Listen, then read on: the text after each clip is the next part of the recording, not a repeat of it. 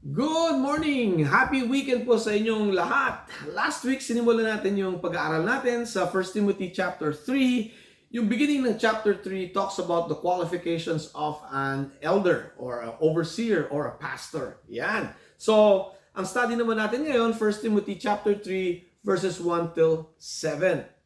Bago tayo pumunta sa ating pag-aaral ngayong umaga or hapon sa inyo, mag-pray muna tayo. Heavenly Father, maraming salamat sa binigay niyong pagkakataon. We pray that you bless our time together. May your word enlighten us, empower us, and encourage us. In Jesus' name we pray. Amen. Basahin ko lang yung text natin sa 1 Timothy chapter 3 verses 1 hanggang 7. Sabi niya, here is a trustworthy saying, if anyone sets his heart on being an overseer, he desires a noble task. Now the overseer must be above reproach, the husband of but one wife, temperate, self-controlled, respectable, hospitable, able to teach, not given to drunkenness, not violent but gentle, not quarrelsome, not a lover of money. He must manage his own family well and see that his children obey him with proper respect. If anyone does not know how to manage his own family, how can he take care of God's church? He must not be a recent convert, or he may become conceited and fall under the same judgment as the devil. He must also have a good reputation with others so that he will not fall into disgrace and into the devil's trap. So, yung overseer, no, technically is someone that watches over the church. Yung overseer sa atin yun is pastor or elder ng isang church or bishop.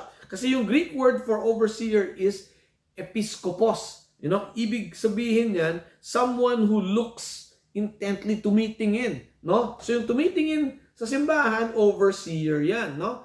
Yung text natin, sumusulat si Paul kay Timothy. Si Timothy, siya yung pastor or overseer nung Ephesian church. Nung iniisip ko, sandali, bakit di sinusulat yung qualification kay Timothy? Pastor na si Timothy. Di ba? So, parang nag-apply ka ng trabaho, natanggap ka sa trabaho, nagtatrabaho ka na, ngayon pa lang nila ibibigay yung qualifications, parang mali. Kaya naisip ko, kasi nga, maraming mga false teachers na pumapasok sa simbahan at maraming mga new converts na nagmamarunong. Ngayon, sabi ni Paul siguro sa sarili niya, bigay ko kay Timothy yung qualifications para maklaro itong mga false teachers at itong mga new converts na nagpupumilit magturo. Yan. So, anong gamit ng leksyon natin ngayong umaga? Well, if you're considering being a pastor, it's a noble task, no?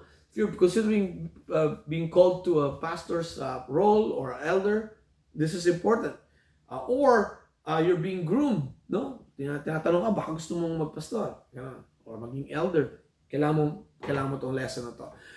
You could be part of a search committee. Siguro nasa church ka, tapos ang role nyo, maghanap ng bagong pastor. Yan. Importante to. Pangatlo, pwede ito pag naghahanap ka ng simbahan. Okay, syempre, importante rin yung pastor kasi the pastor represents the church. No? Kailangan alam mo yung qualifications niya. And number 4, kailangan natin ito para makita natin yung mga false teachers, di ba? For our own. And maybe, the last one is maybe to help people who do not know. Pwede natin i-share yung kaalaman natin para matutunan din nila yung qualifications ng isang overseer. Okay, ano ba itong qualifications na ito? For simplicity and convenience, dinivide ko into 2. Yung una, yung character qualifications, yung character ng tao, at pangalawa, yung ability to teach. Okay, yung unang set of qualifications, dinivide ko pa into 3, yung character qualifications niya. Self, family, and community. Okay, unahin natin yung self. Sabi dito, he must be the husband of one wife. Ibig sabihin, one woman man. Isa lang ang asawa. Okay? Kung single ka, nag-iisip ka maging pastor, pwede. Hindi disqualification ito. Kasi nga, may mga tao, pinagpupumilit nila, kung magpapastor ka daw, kailangan may asawa ka. Si Paul nga, walang asawa eh. O, di ba? So, hindi pwede yan. Okay. Number 2, temperate. Ibig sabihin, very even keel yung isip mo. Okay. Number 3, self-controlled, not subject to addictions. Okay. Kasi yung addictions, they control you. Dapat self-controlled ka. Hospitable, ibig sabihin, you love being with people. Not a drunkard, hindi ka lasenggo, hindi ka violenting tao, but gentle, not quarrelsome, not a lover of money. Hindi ka worldly, o baka mundo or materialistic. Okay? Tingin nyo yung mga ibang mga Bible teacher, di ba, na talagang pina-flaunt nila yung wealth nila. Mali yun, no? Lover of money yun, okay? It's not wrong to be wealthy, but pag talaga namang pinapakita mo naman medyo iba naman yun. Okay. Now, merong isa dito na very interesting, not a recent convert. Bakit naging yan? Disqualification yan. Kasi nga, ang pagmamature na bilang Kristiyano, it takes time. Kasi nga, you need to know God's Word.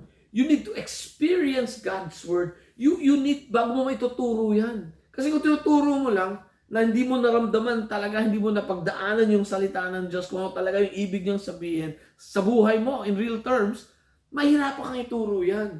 No? So, kailangan solid yung Christian lifestyle mo at solid din yung kaalaman mo sa salita ng Diyos para hindi ka mawala.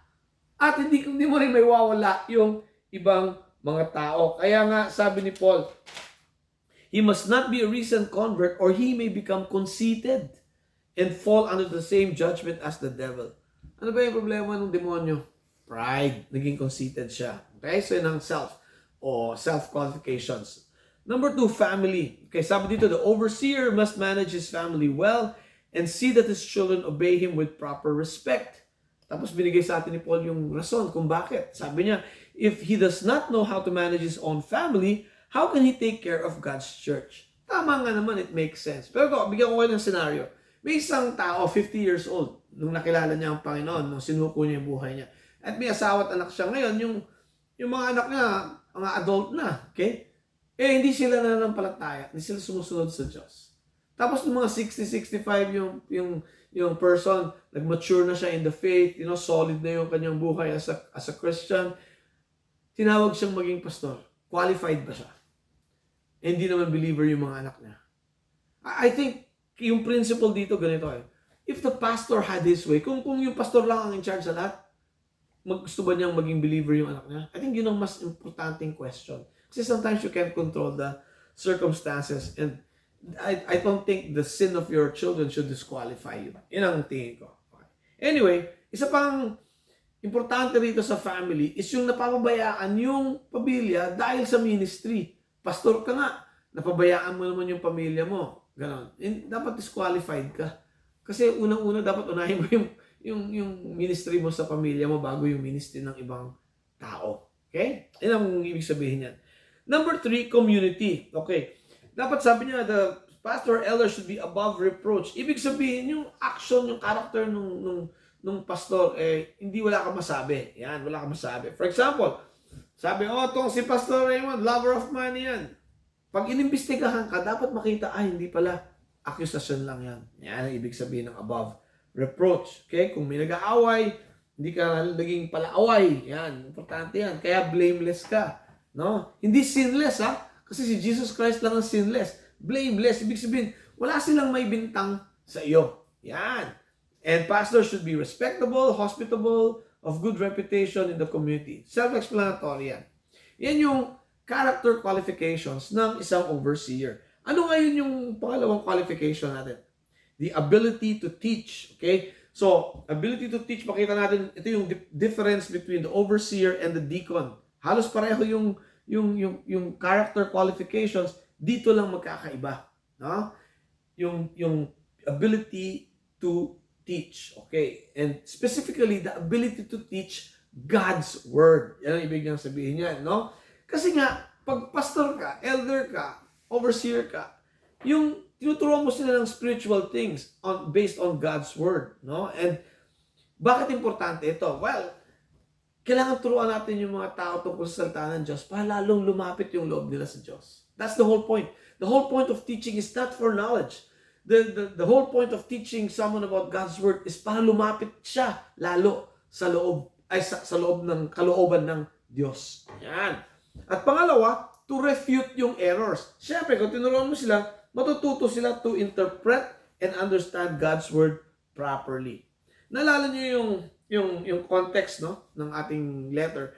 May mga false teachers na pupunta sa simbahan. So, sinulat ni Paul yung mga qualifications para malaman nila, no? Here's a question though.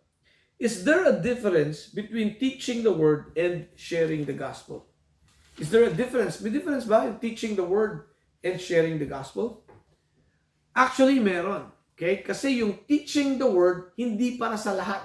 May mga tinawag na maging overseers, elders, teachers, no? Magturo ng salita ng Diyos.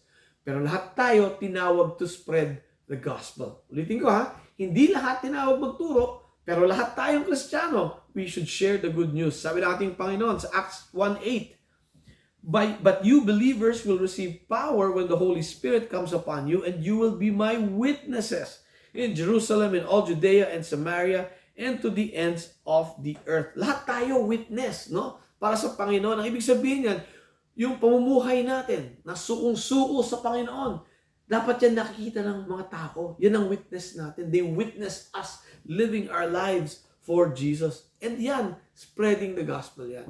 And sometimes we need to use words and explain to them ng gospel. Pero yung unang-una dapat yan, nakikita nila sa ating buhay at sa ating gawa. Okay? So, okay. End tayo ha. Ang ending natin, as we often do, it's an invitation from our Lord Jesus Christ for those who have not yet received Him. So Mark 1:15, repent. The kingdom of God is near. Repent and believe the good news. Hallelujah. Pray tayo. Heavenly Father, thank you for allowing us to study the qualifications of an elder. May this information draw us closer to you. In Jesus' name we pray. Amen. Have a great week and God bless you.